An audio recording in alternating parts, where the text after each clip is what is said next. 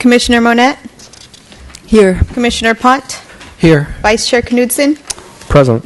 Chair Hardy. Here. That brings us to the public forum section of the agenda, which is an opportunity for members of the public to address the Commission on matters not on tonight's agenda. Because of restrictions imposed by the Brown Act, the Commission may not engage in any substantive discussion of matters not on the agenda. Is there anyone present who would like to address us during the public forum? Seeing none, we'll move on. That brings us to the consent items. We have one consent item, the approval of the minutes of October 16th, 2018. Members of the Commission or the public may request that any consent item be removed from the consent agenda for discussion. Is there anyone who would like to have the minutes of October 16th removed from the consent agenda? Seeing none, I'll is there a move motion? the consent agenda. Second. Ms. Gamero, would you call the roll, please? Commissioner Pont, Yes. Commissioner Monette, Yes. Vice Chair Knudsen, Yes. Chair Hardy. Yes. That brings us to our one and only public hearing for the evening.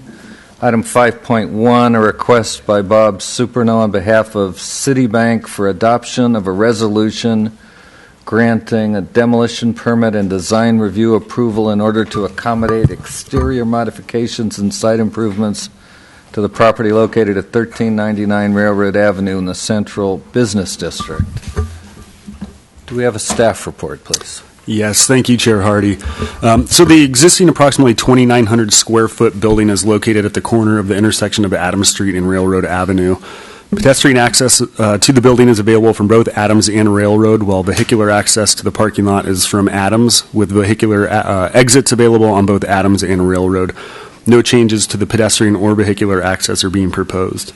At this time, the applicant's proposing a complete remodel of the exterior, including new siding, new windows, new roof, and the addition of 2 walk-up ATM machines. While the roof will be modified, the height of the existing building will remain unchanged at 23 feet 6 inches.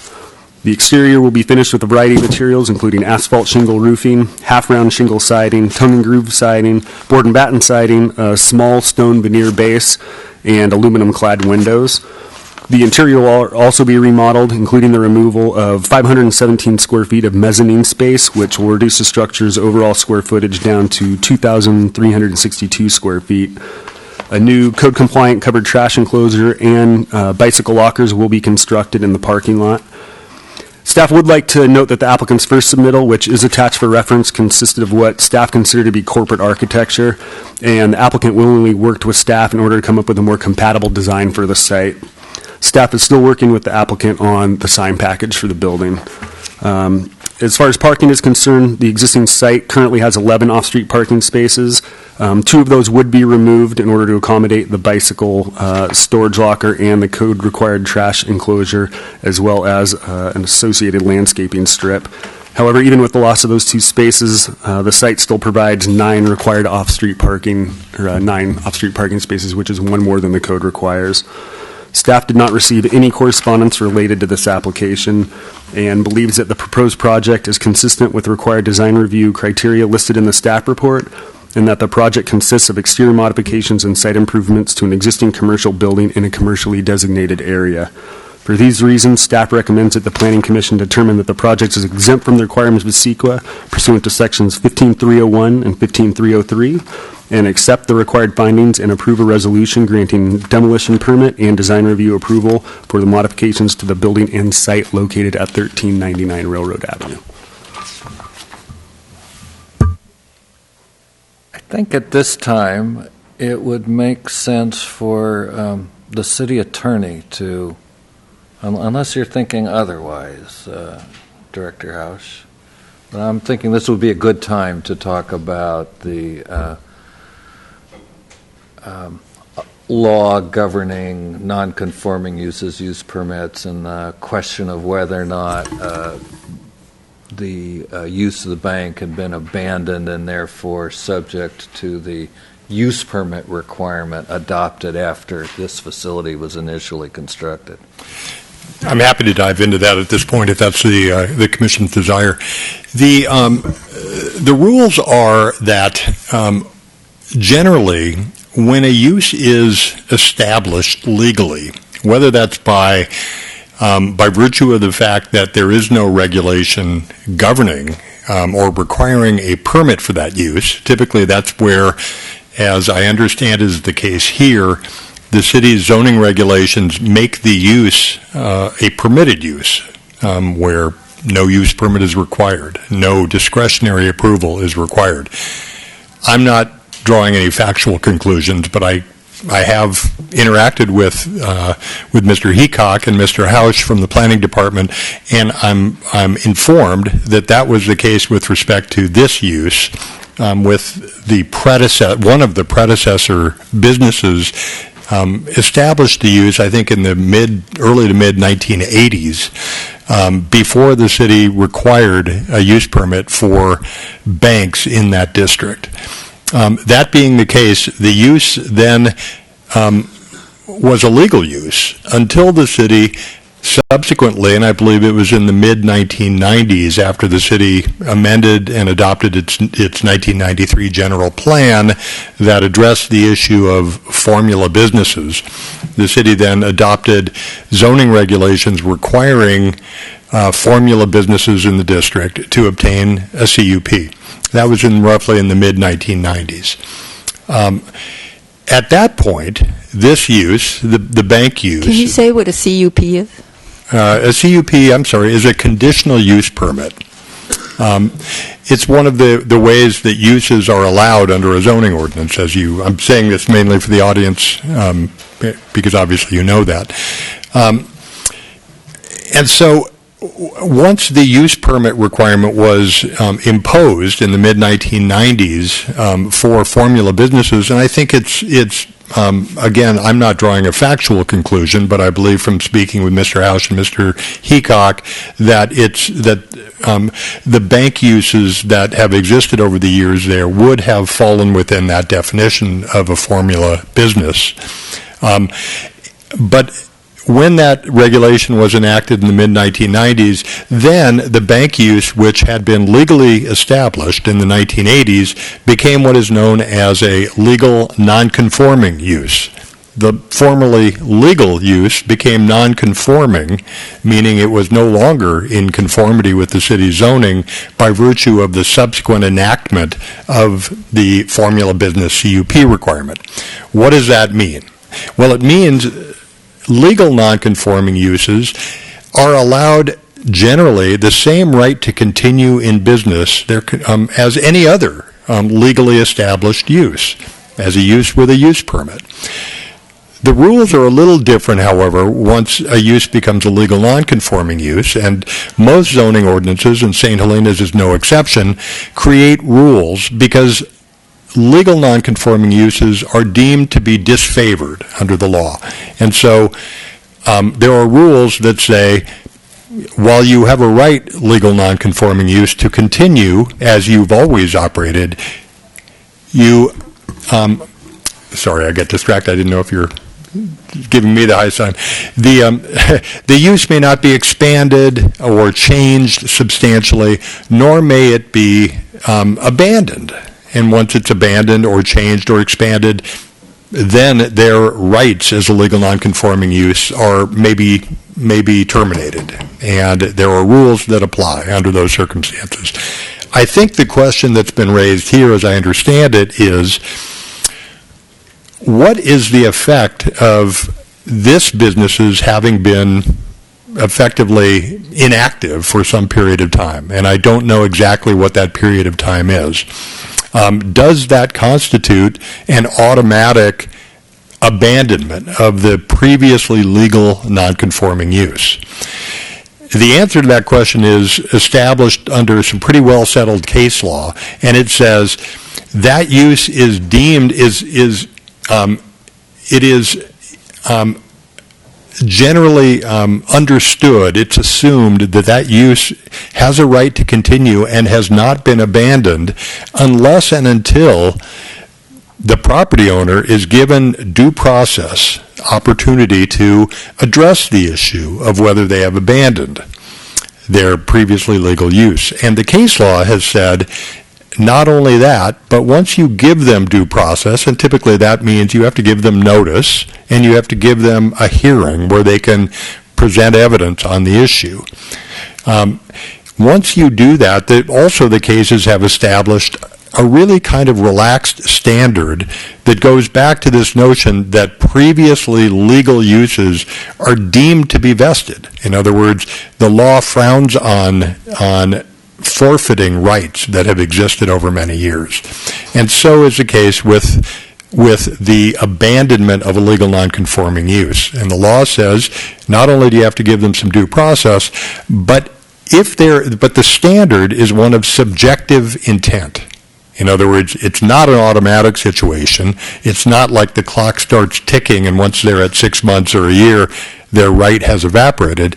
Rather, as the cases have identified this standard, the property owner gets to establish, has an opportunity to persuade you that they've always intended subjectively to maintain their rights in that use.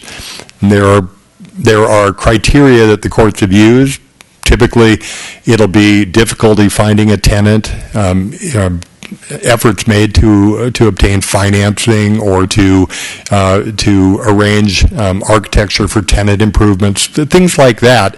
And all of those kinds of factors go into this ultimate determination, which is, again, an inherently factual one that I'm not resolving, that goes to whether the property owner has this subjective intention to abandon the use. And it can be that you would make that determination. Often what happens is that planning departments will just interact with the property owner and make their own sort of gatekeeper determination as to whether it looks like there has been any effort to maintain the rights there. But ultimately, it would be improper for you tonight to make any determination that there has been an automatic abandonment, because at a very minimum, as I said before, the city has to provide some due process opportunity for the holder of that right, the property owner, to address whether there has been a subjective intention to abandon the right. And I don't know whether that was helpful or...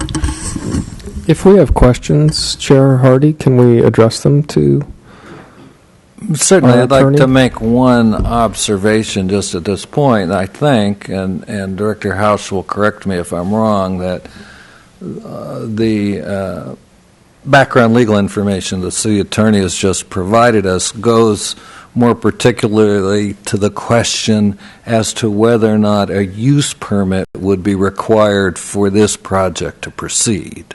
That's what triggered the request that the city attorney be present to speak to us tonight. I'm getting a nod that I got it right this time.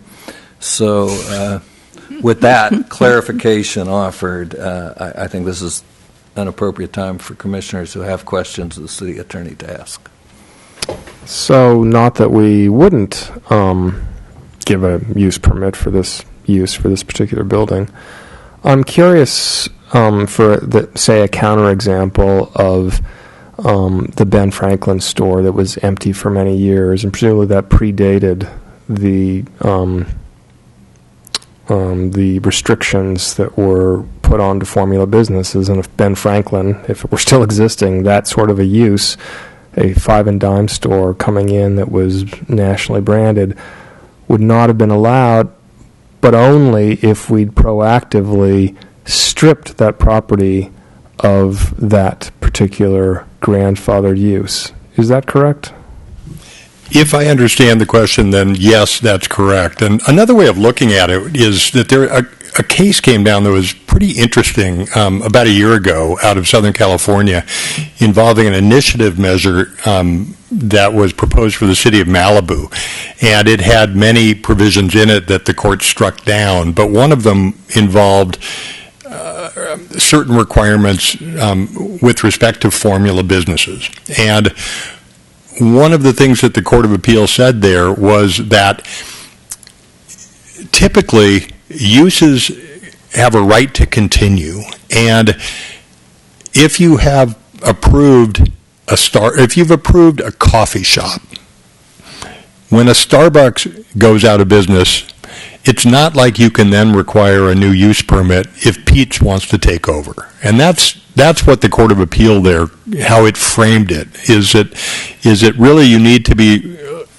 because the respect that the courts give to an existing use is pretty powerful.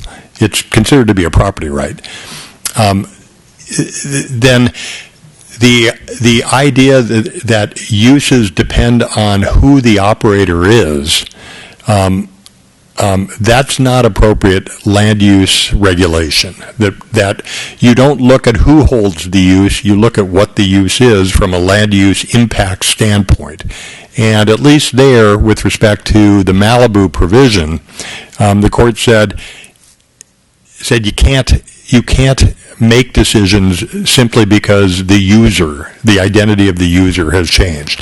So with respect to Ben Franklin, if another Five and Dime came in and wanted to continue that use, are there Five and Dimes anymore? By It the way, did. Sprouse Rights came in. Yeah, okay. I hadn't even noticed. If another one wanted to come in and that use hadn't already in some manner terminated or been abandoned along the lines of what I've just described, then they have a right to continue. The reason I ask is because I think in the past, some folks have felt that our city processes have been somewhat mercurial and possibly inconsistently applied. And I just want to make sure, for example, if there's a shoe store in town that goes out of business, and then 6 months later a shoe store comes in and we say, well, you need a use permit, and they'll go, well, no, we don't need a use permit. The Citi Bank shut their branch a year and a half ago, and now Chase is there, and they didn't need a use permit. Why do we need one? And I just, Opposite. well, it just seems like it opens the question in a more general way that perhaps, at least the way, of course,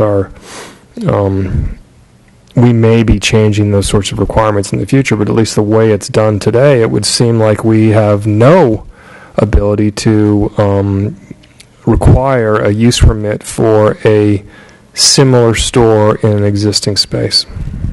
We have an example, actually, fairly recently of where we did apply our laws and required a use permit. Correct me if I'm wrong, but I believe we required a new use permit for the Ladera tasting room.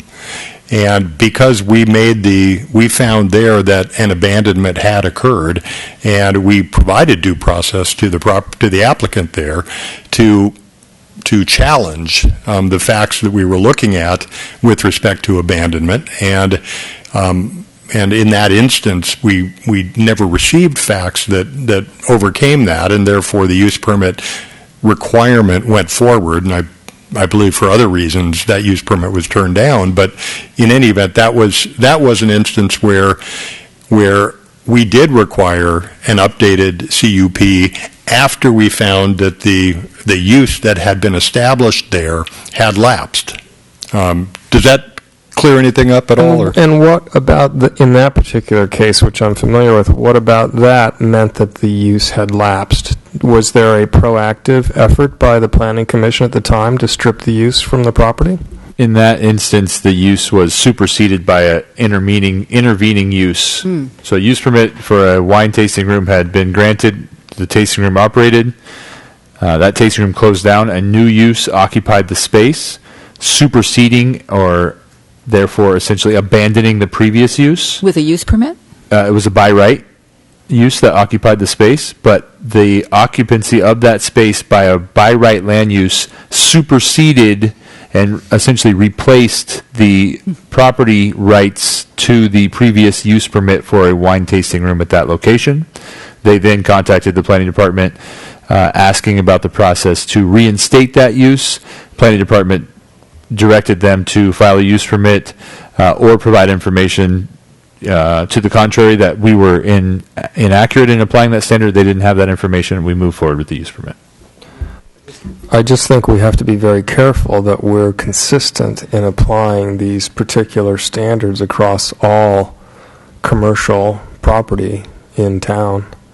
And to me, the rules are sort of complicated and confusing. And if I'm on the Planning Commission and think that, I can't imagine what a citizen would think, or even an applicant.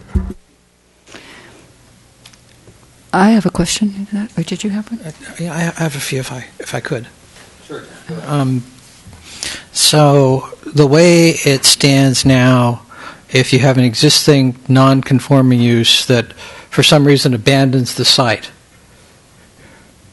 whatever reason, they maintain the right to put another use on it similar to what was there, essentially ad infinitum, until there's another use that replaces that gets a permit or has by right. Is that correct?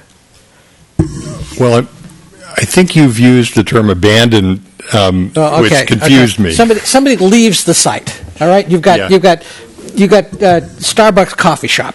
Right. They leave the site. It stays an empty Starbucks coffee shop for the next 15 years. That site retains the right to put a coffee shop at that location, essentially until either A, another coffee shop takes its place, or B, some other use gets either a by right or a permit to go in that space. Maybe, depending on the facts. So 15 years, often it's helpful to talk in terms of kind of the extreme example, and that is an extreme example. Yes. I don't think that's at all what we're dealing with this application tonight. This is a couple of years. But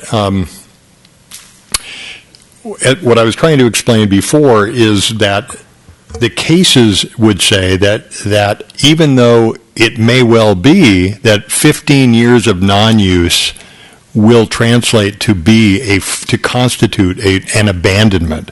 And that term abandonment has legal significance. It means that once there is a determination made after due process that the use has been abandoned under the criteria that the courts have set forth, then you can apply new regulations. And it may well be that in a period far shorter than 15 years, you will have an abandonment. But it also may be that in a period of 6 months to 2 years or whatever, there will be market factors, practical factors, business considerations that will make that factual determination much more difficult. But absent this due process action, they retain the right. That's right. Okay. Does the city have, at this point, a process that I can go read someplace? The Planning Commission, we adopted one just 2-3 years ago to address the Fort Bragg right. problem in a different context. And I can't remember what section it's in. I could find it. It is codified. It creates a process by which we are required to notify property owners and adjacent properties when we are formally abandoning a use permit due to inactivity at the site. Okay. And it imposes on them an obligation that they provide some evidence within a period of time. I hate to be obnoxious about it, but I think what we would be doing is noticing our intent to terminate a use for reason of abandonment. It isn't our use. That's correct. We're not abandoning. That's correct. And so staff will just add, this is a complicated and broad issue, and when we get a fifth commissioner seated, we intend to do an updated Land Use 101, CEQA 101 presentation, and we will try to parse this a little bit more, generally providing additional examples, providing the code section of what we have done, and then obviously we will be conducting a comprehensive zoning code update after the general plan is adopted, and we can further modify the code language to more clearly communicate this process to applicants absent an individual application. I think my last question for the city attorney here. So we have now an existing non-conforming use, right? Or had an existing non-conforming use. Yes, if the facts are as I understand them I'm to pretty be. sure it is because I remember that being bank for quite some time, a savings and loan and then another bank. So how does this interface with the standing requirement that existing non-conforming use not expand or change its use? This, as a matter of law, a change from one bank operator to another, as a matter of law, in my view, is not a change of use for purposes of triggering that. So your right to regulate will depend on whether the use has been abandoned, as that term is defined. So these are two federally registered banks, probably. If one of them's state registered, is that a change in use? If one of them's a savings and loan, is that a change in use? I would say no. I would say no. I would say that, and really I think it would look on to, the state and federal level. If they're you'd want to registered look at someplace else. land use impacts. Uh-huh. And what are are there different land use impacts between a state registered bank and a federally registered bank, or whatever the licensure is? I'm not an expert in that, but I can tell you I would be very surprised if there were different operations that gave rise to different land use impacts from that. So that this, would not, So this in is my view, essentially do it. any financial institution at this point. Well, if I can interject, I just look right at the zoning ordinance. Bank and savings and loan institutions are one line item for permitted use. I don't think the city makes any distinction in its code. Okay. I just have one question. I think maybe Noah sort of answered it, but this is about a non-conforming use. I'm wondering, when people do get a use permit, are they aware of the 6 months notification, and is it considered, if you get a use permit, the person who gets the permit, is it considered his or her due diligence to notify if they're going to be leaving and to do anything about this abandonment issue? Is there any expectation from someone who's getting a use permit, or I'm assuming they're going to be informed about this 6 months thing, but So the regulations are clearly they're printed in the zoning code. They're available to the public. Anyone can read them. I do not believe there's a condition or template that specifies any abandonment regulations or points. to notify the city if they're going to abandon. And there is definitely no mandate that the city be notified if a business shuts its doors. Okay, thank you. But again, you might want to review the regulations that we did adopt just a couple of years ago to address the Fort Bragg situation, where we created in the zoning code a process whereby it would guarantee due process would happen.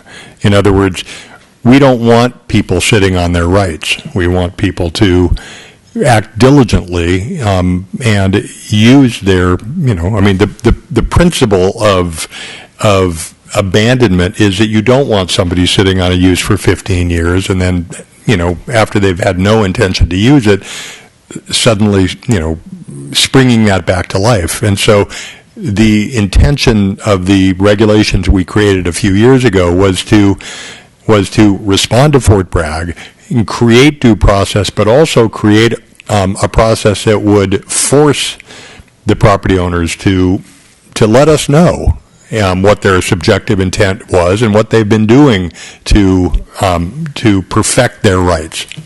But I think the point here, it's up to the city to make the first move. If the city doesn't move, they retain the rights.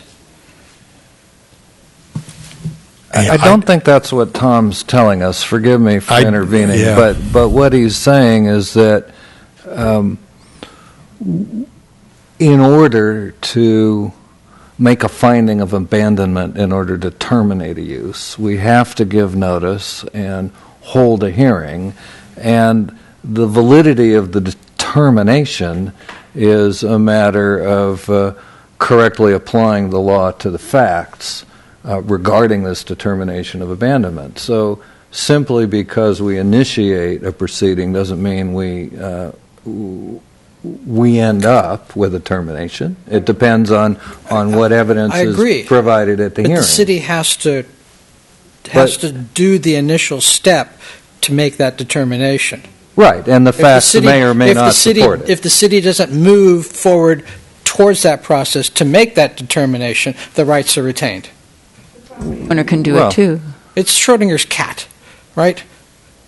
But that's what my question was about. The property owner can also initiate, and I was just wondering if they were encouraged to, or by the ordinance, or expected to.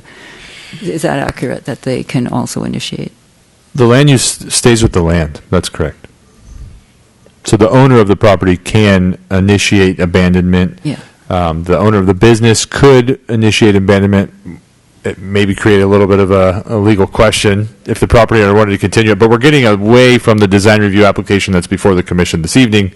And again, we are happy to have broader theoretical discussions as well as applied example discussions when we have a more general land use discussion. I really appreciate the discussion we had tonight, though. I mean, I agree with you, but I also appreciate what we did tonight. Well, and I think it's very germane to the project we have in front of us because none of that background was in the staff report. So with that lengthy but important digression concluded, I'd like to ask the applicant or the applicant's representative or offer the opportunity to make a presentation. Our order of discussion, we have the applicant's presentation first, then we'll come back to see if there are any commission questions for staff or the applicant, and then we'll move on to the, I suspect, rather brief public hearing. So, if there's someone who'd like to make a presentation, we're ready. None is required.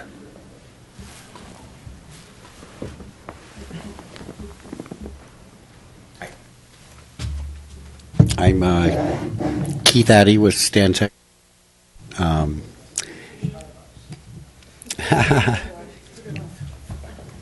put down there. Right. And I mean, as far as we know, the owner was never intending to abandon the use. I think it just took a substantial amount of time to find a new tenant and come into an agreement with a lease. And I mean, we made the initial application for this back in 2017, I believe. And it took, what was Bob's initial first application? It was April 11th, 2018. April 11th, 2018. So between April and October, you saw the initial design, which was rejected by the planning department. And so then it took us some time to come back and do some research of historic buildings in the area and look at a vernacular that was going to be more appropriate that we thought would be approved by the planning department. And it seemed like since it had always been a bank, that it was that they had the right to continue the use as a bank. So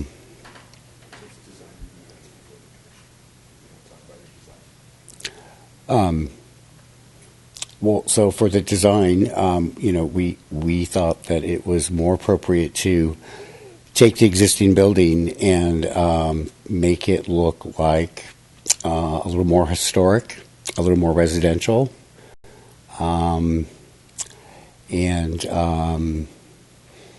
actually, my first research was I Googled downtown historic St. Helena, and this lovely house popped up, and it looked exactly like the existing building, except for it had like a porch and a hitching post on the outside. And so the extension of the hipped roof element in the middle and creating the gables just sort of gave it a different flavor, and the materials and the scale of the window openings we felt was just more appropriately responsive to what you'd find in downtown St. Helena.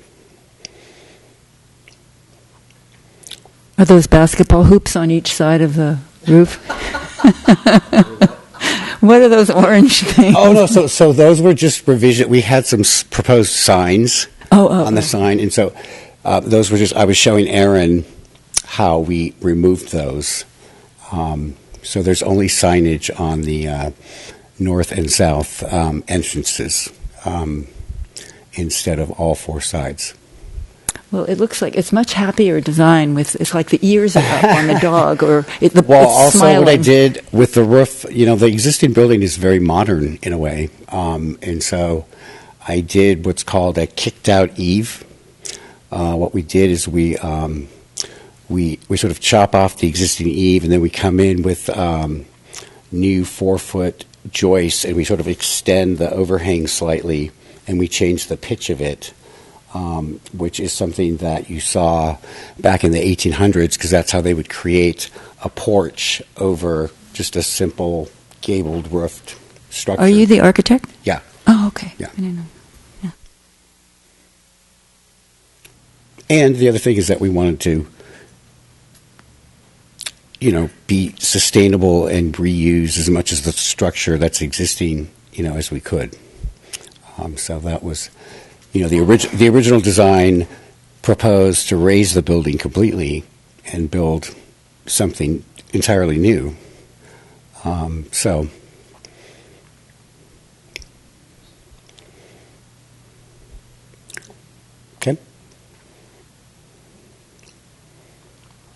Is that the extent of your presentation? I asked only so that I know whether you called for additional questions. Yeah, I don't really have much more to say about it. I think the drawings and Aaron's narrative kind of say it all. Sounds good. Are there any questions of the applicant? Go ahead, please, dude. Thanks. I really appreciate the effort and care that you put into the revision. That first structure was really unpleasant. My question is, I also went back to the St. Helena Historical Society to get a sense of Railroad Avenue and the other structures that are along Railroad, and I think that you've done a nice job. I think it strikes me that one possible, besides perhaps the house, is one other possible inspiration for this is the depot just down the road because of the overhangs, etc. The one issue that I have with it, because you've retained the sort of, I don't even know what to call it, the well that is originally in the original building is a pyramid structure, right? And instead you've gone to So the original is what we'd call a hip roofed structure, right, and now right. I've taken the hip and I've built out gables Right, on each right. side. Yeah. And so, in gabling it, you've essentially, at least according to my probably poor mathematical skills, you probably doubled the area on top of the roof just from a mass perspective. I think so. I might be wrong, but I think so. My question is, since you're reassessing this, and I think it's lovely, I was just looking at sort of the proportions of the building themselves, and it looks like you're about somewhere between 8 and 10 foot to the bottom of the roof, probably 9. It doesn't say so exactly. And then you've got about 5 foot of roof to the top of the roof line, and then you've got 9 foot 6 inches to the top of the building itself. So you actually have more building above the roof line than below the roof line, which I just wonder if it's a little out of whack that way, and perhaps a smaller, because you're, I think, doubling the mass that's on top of the building, maybe a smaller approach to that double-hipped gables might be a more respectful Well, approach. part of the economy of modifying the roof like this is that the way the roof is structured right now, the glulam beams come up to a central point where we're building our gables right off of that same elevation. And so to do what you suggest, we would have to change the pitch of the roof, which would completely change the character of the building. And so that pitch of it being almost a 6 and 12 is much more of a, you'd see that more commonly on farmhouses and barns, whereas the existing hip-roofed element that exists in the center is a much shallower pitch, and it reads much more contemporary. No, I see that, and I absolutely understand that. What I'm trying to understand is it's so massive above the roof line compared to, you're right, I mean, so it's perhaps more reflective of a historical character. On the other hand, it's really top-heavy, and I know there's probably a tension also between the cost and, how extensive, but I think it's worthy of consideration, given the effort that you've gone to so far to sort of match the neighborhood, so to speak, the commercial neighborhood on Railroad Avenue. I mean, I may be the only one that has a concern about that, but that's my concern. Well, I can see what you're talking about, but I also can see what he's saying. He has to start at the top of the pitch. I start where the 4 points meet. Right, exactly. And in I order to build off of change there. that, it's a perception issue also, because you don't see buildings in two dimensions like that. And so, that might be a little bit misleading. We're actually building a three-dimensional. It's not a flat wall. It looks like it's flat up, like it's just a rectangle that's one-dimensional. I see what you're saying, but that will be pitched in. So, exactly right, and pitched away from you, so that the two pieces of roof that you see on either side of the center window, those are sloping away from you, and so. I think you're reading it now as it's almost like a box on the top, and it's not like that. And right, exactly. Well, I don't think I'm reading it that way, but because I understand it's a double-hipped roof, it just seems, it's 9'6" on top of the roof, and it's 9 foot below the roof. It's just a lot. That's all.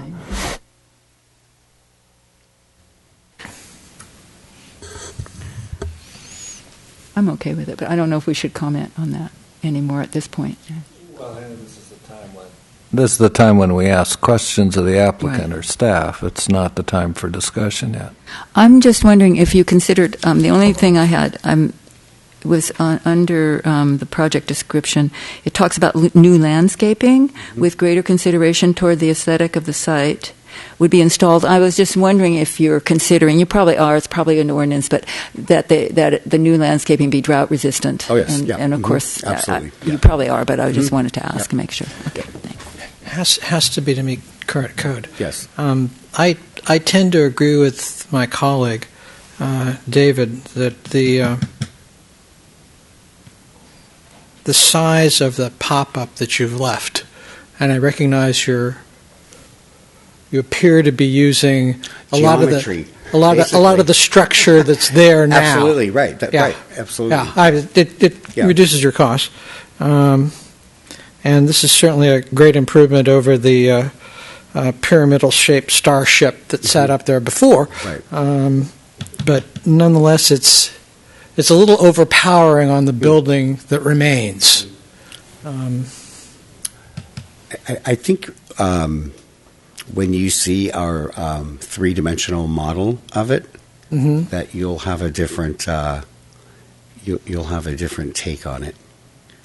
That it won't seem as, because that center piece is rather quite small.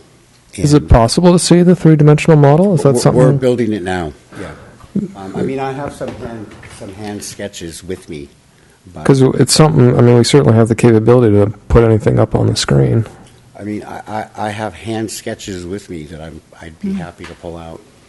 I mean, I like I'm okay the with rest it of my the way- colleagues that spoke, certainly appreciate the effort you put into it to make this remodel fit in with the city more than the previous design. This is a 1,000% improvement. And that's the only thing that I notice, is the pop on top seems to be a little large for the building. I noticed that too, but it's not. I'm fine with it. I mean, I can live with it. Right. Oh, I'm sorry. Yeah. I thought he was discussing. Whatever, actually. Oh. Well, just then he wasn't.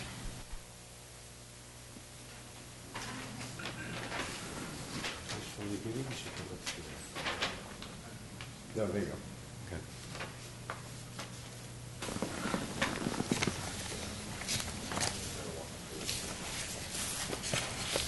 Okay, so can you see there? Actually, I'm going to show you.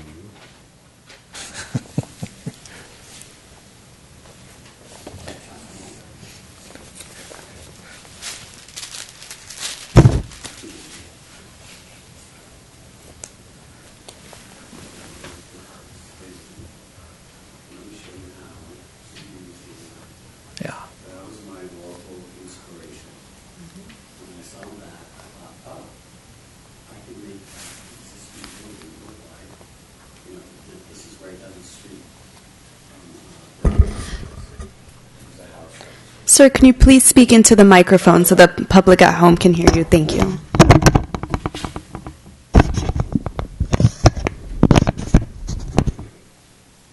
So that was sort of my first inspiration of what to do with the building. And so if you can see the existing photo. Right, that looks sort of like the Starship and Stargate, yeah. Yeah, it was-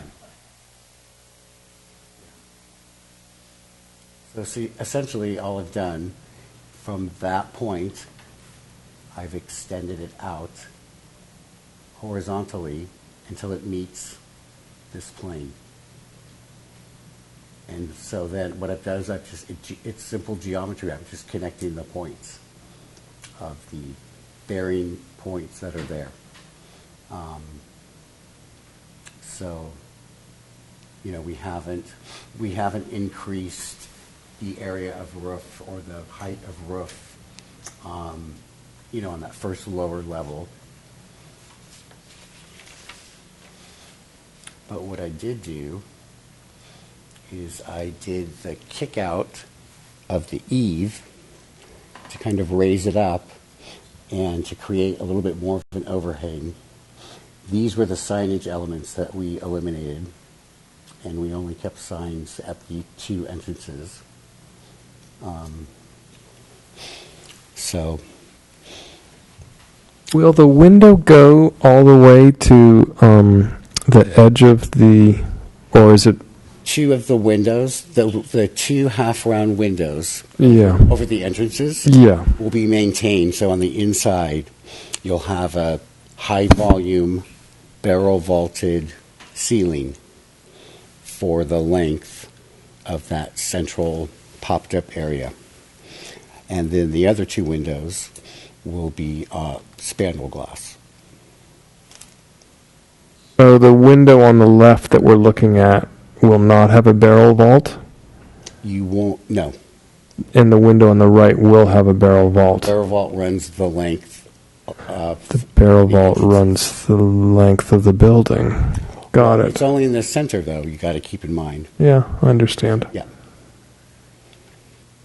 And so that drawing, actually, the secondary circle on the left window isn't really right because it's not a barrel. Well, no, it's still going to be a half-round window. It's going to be spandrel glass, which means that it won't be vision glass. It'll Okay. have a blank panel behind it that's painted. We usually have we can put screens or murals or, it'll read like glass that has no light on behind it, basically. Sorry, but it's still a barrel into that window. Is that correct? Yeah, Okay. the window's still half round. Right, but okay. But inside the space, you won't experience the barrel vault. It's not a groin vault. Yeah, I guess what I'm saying is the plane of the wall above in the hip. I'm sorry, in the what's it called? In the gable. In the gable, the wall in the gable. The window is not flush the same with. size as the window that's there. It's the same size, but it's not flush with the. Is it flush with that wall? Yeah. Oh, it's okay, and both. Yeah, all because again, okay. It's the principles of geometry. I'm connecting.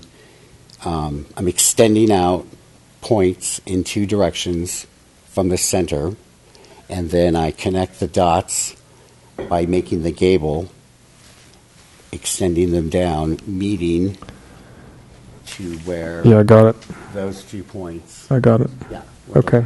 All right. Yeah.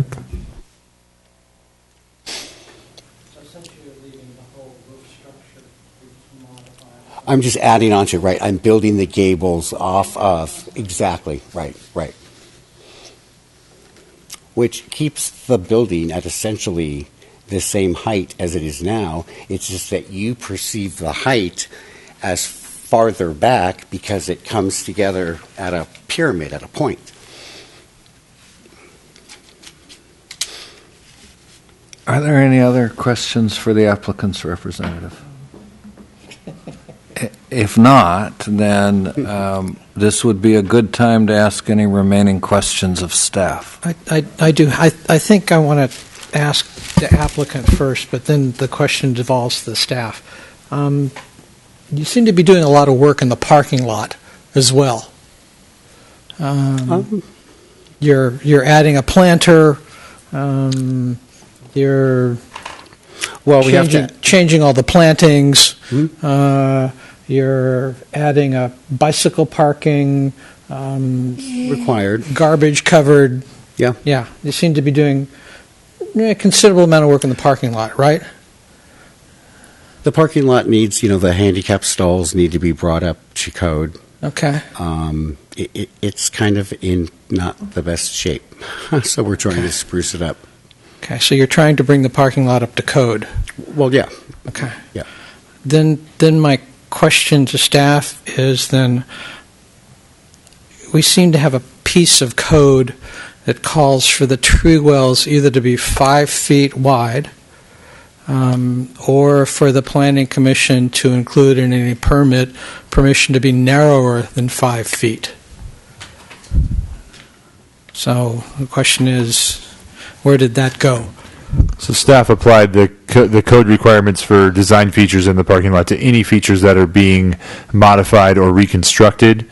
Existing landscape islands or features that may not meet today's code standards that would be applied to new construction were not forced to be rebuilt. The project scope was not expanded by staff in addition or in order to meet the 5-foot minimum width for the landscape finger that's existing adjacent to the sidewalk on Adams Street, which is substandard.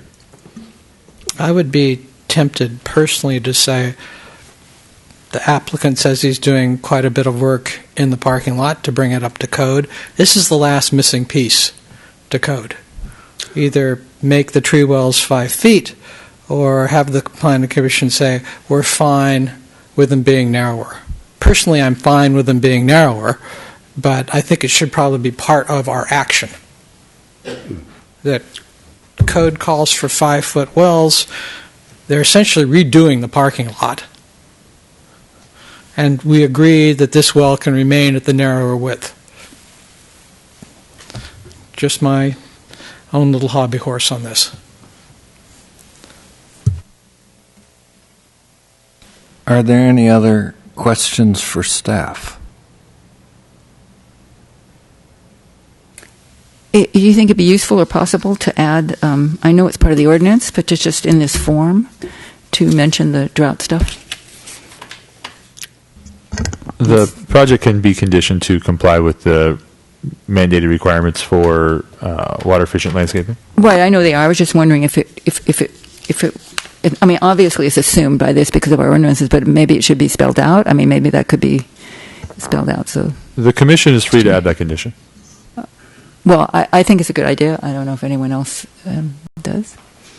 And I think it's in the landscape drawing, yeah. It's just to put language wherever possible for different kinds of cultural changes is usually helpful. If there are no other questions for staff, I'll thank the applicant's representative, and we'll go through the brief formality of opening the public hearing. Thank you. Thank you. The public hearing is open. Is there any member of the public who would like to speak? Seeing none, the hearing is closed. That brings us to our deliberations. Any volunteers for starting, or should I pick on someone? All right. John has volunteered. Now, it's sort of a you have volunteered volunteer, but yes. I said it. Yeah.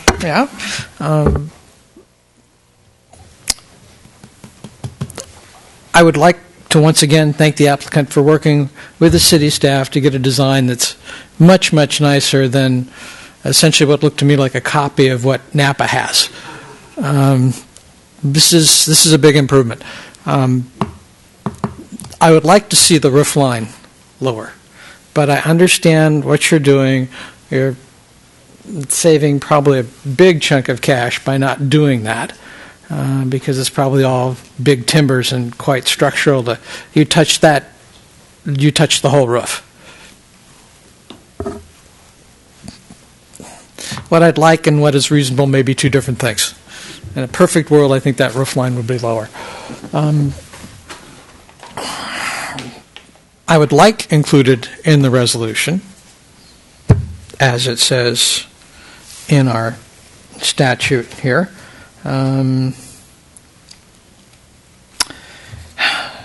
that we are choosing to have the planter or the Chinese pistache tree be narrower than what our code calls for. Code calls for 5 feet, but it also calls for, if I can quote this exactly, unless otherwise specified in this chapter or under the conditions of an approved permit. So we'll be giving you an approved permit. It's not a variance. We just dot the I and cross the T, but this is what our code says, and we're giving you permission to go ahead and go narrower. John, isn't that true for there's a second tree on the property as well? I don't think that second tree counts because of where it is. Oh, really? Okay. Yeah.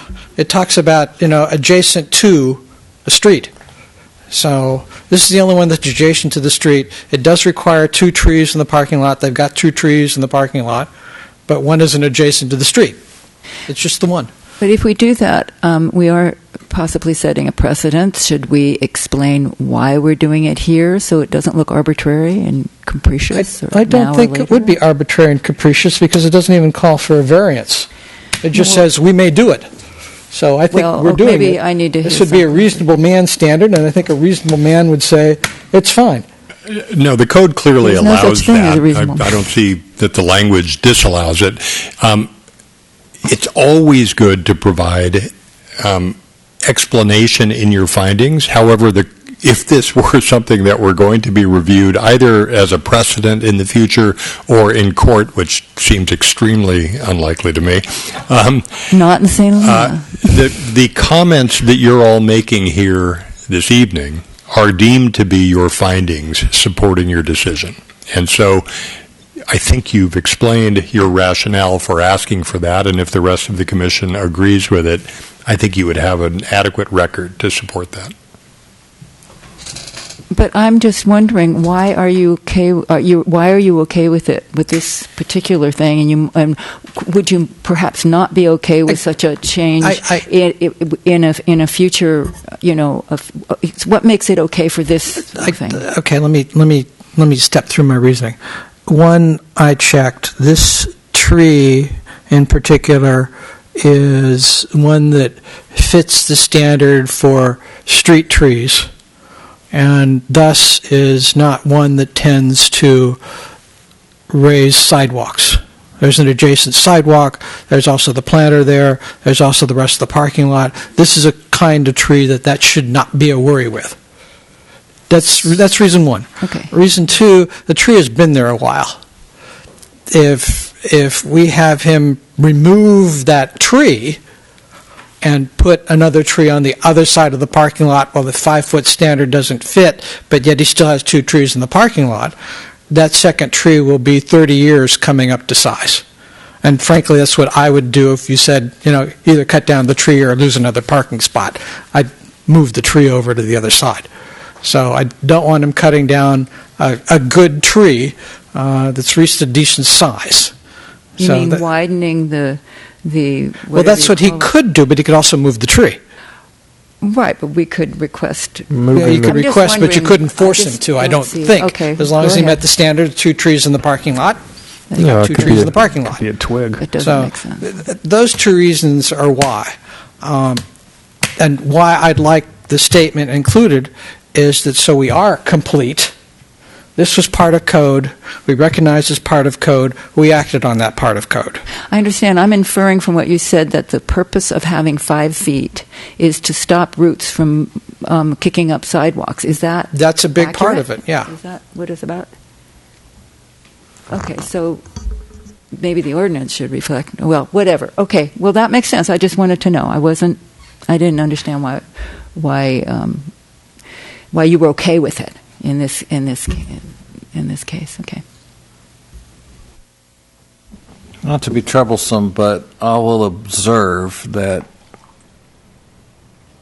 others who support John's proposal may be okay with it for different reasons.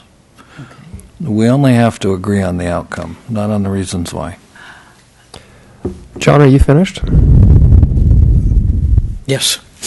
Now I'm really curious. My volunteer stint is done. So I have to concur with John, with fellow Commissioner Pont, and I have to say that seeing the 3-dimensional drawings, I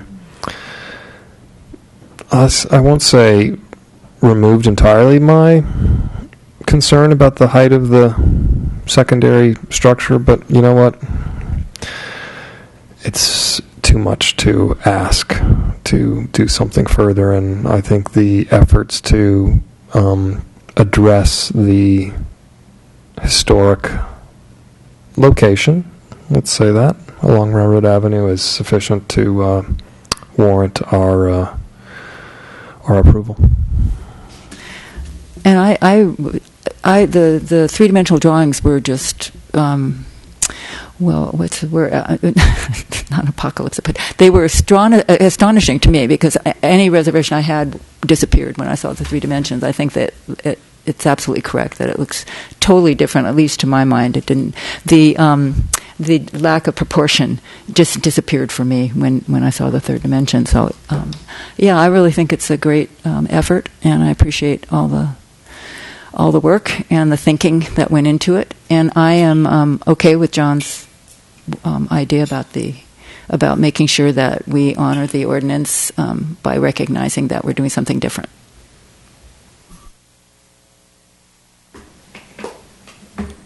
I like the design.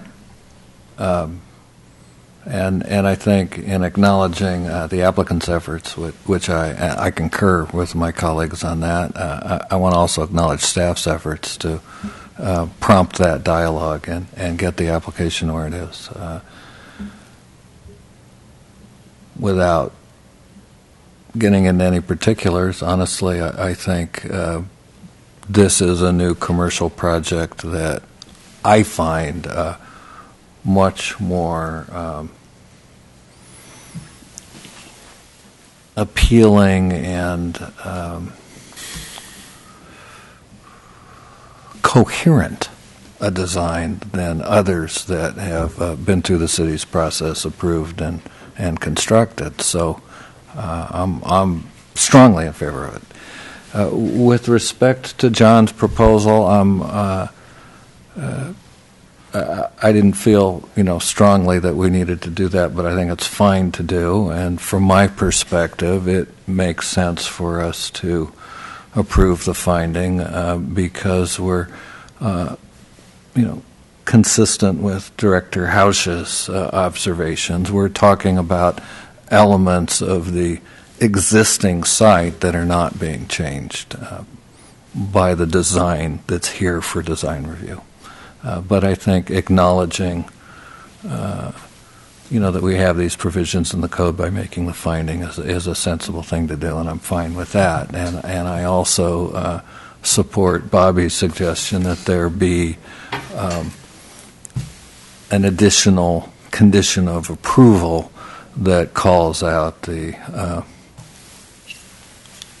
water conservation regulations that are part of the development standards, I assume, for landscaping in the district. I don't have anything else to add. If there's no other discussion, I would love to hear a motion.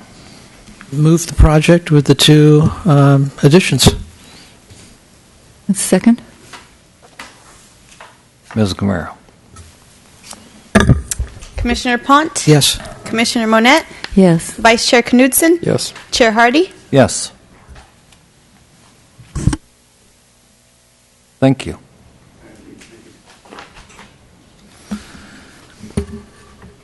As a parenthetical note, could we talk at some point about the process of abandonment as a commission, please? As a psychological issue, or Context is everything. Everybody has to practice their trade, huh, Bobby? Context Sorry, I couldn't help. is everything. Happen to be part of that. Well, I think that's a fine idea. I would respectfully suggest that we may not want to consider the psychological issues arising out of our process. I think that might hard to separate. take us places we wouldn't want to go. But it does seem to me that we've touched on an area where, once again, our code is not everything that we might wish it to be in terms of clarity.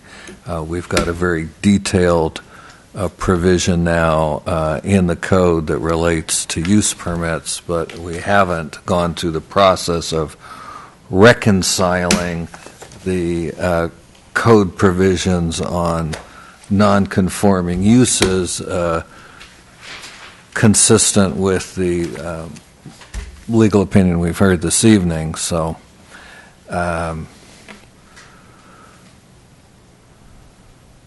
I would think, besides a general discussion, this ends up on our seemingly endless list of code updates.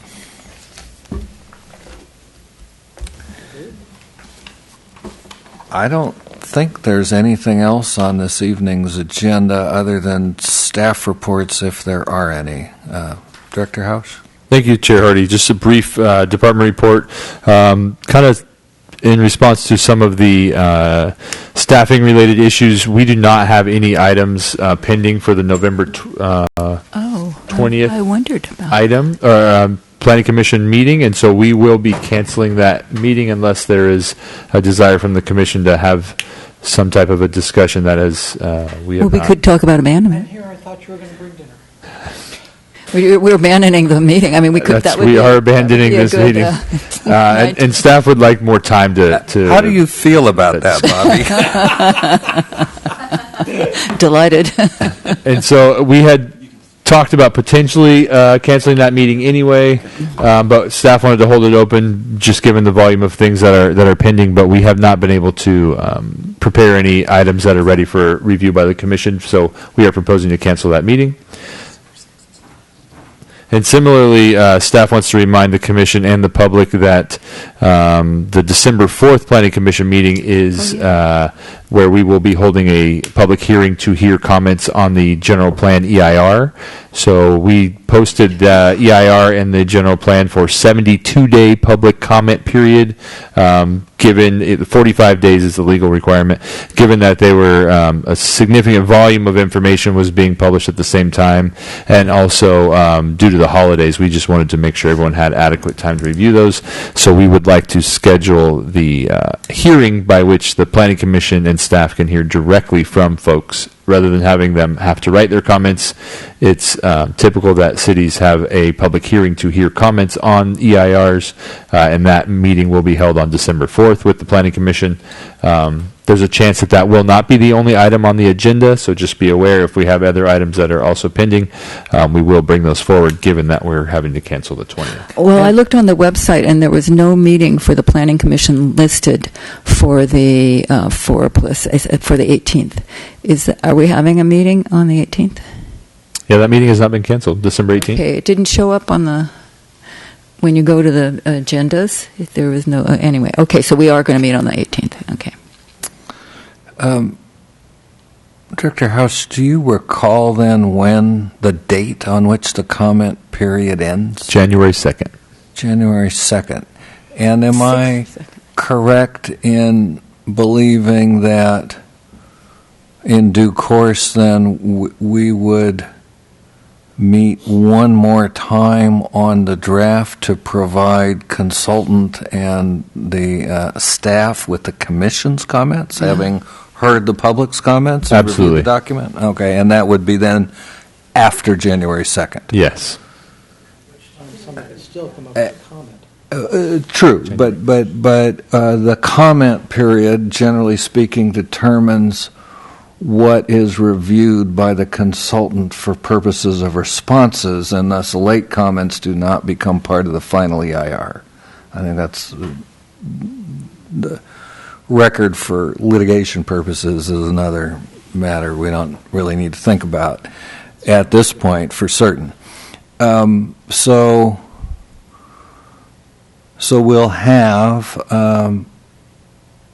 a meeting on the general plan EIR sometime after January 2nd, and then still nothing will go to the council until the final EIR has come back to us for public hearing. That's correct. And discussion. That's correct. Well, So if the commission anticipates comments, or individual commissioners, staff and the consultant would appreciate those coming in during the comment period in order to allow them to be addressed, basically as in an effort to try to make the process more efficient. So you're saying so many pages that I can manage a day. So is this accurate, what you just said, that if we have comments, that we can certainly make them when at the appropriate meeting, but you would like to have them in writing prior, as soon as possible, so that you can integrate them into the process you're doing now? That's right. Staff would appreciate hearing comments from individuals during the comment period to allow them to be addressed in the response to comments formally on the EIR, and therefore when will be the final draft, along with all of the comments and response to comments are presented to the commission, then the commission as a body can comment on the adequacy of that analysis and response to comments. However, individual comments will be very much welcomed during this comment period. And we submit them as a planning commissioner? Or as an individual. Okay. Yeah. Okay. During this time period, and send them directly to me. All right. You don't have any abandonment issues around? I'm sure I do. And so, Around the submission of the question? If we don't abandon this meeting sometimes, just one going to have issues of a different sort. One final item, staff would like to introduce our new intern for the department, Vishal Reemrao, and he is here tonight. He has been with us for This is going on 2 weeks. This is his second week. He is making a significant commute to come work for insignificant salary, I would say, but we are much appreciated, and he is a paid intern, so we are paying him, and we really appreciate having him. He's a Rutgers graduate with a master's in planning. And Vishal, I don't know if you'd like to get up and introduce yourself. Put him on the spot here. Thank you for having me. I'm not sure what exactly to say. But, I didn't tell him I was going to put him on the spot. Why St. Helena? Very interesting issues that you guys discuss in these meetings. As a small city, it was very exciting to join Noah's team. So, Thank you, and Honored. welcome. Can I ask you one question? Can you tell me a little bit about, you were at Rutgers, which is in New Jersey, now you're here. Are you Californian to begin with, or how does this all fit together? yes, I was born in the South Bay, Redwood City, and I grew up in Sacramento. So, yeah. Oh, okay. Thank you. Thank you. So Vishal had gotten his undergraduate degree, worked for the city of Sacramento for a couple years, decided he found his calling in planning, went to Rutgers, got a planning degree, and then we were able to convince him to make a little bit of a commute. Is this Sacramento connection a Prestwich? They do know similar people, but it's serendipity. Well, I mean, the Sacramento guys are very professional, so I'm very happy to have those guys. And as we treated I told Vishal from the beginning, we will treat him as staff, and I do expect him to be making presentations before the commission as he is able and ready. So that is my goal. Run now, run fast. And that concludes my presentation or report. Adjourned.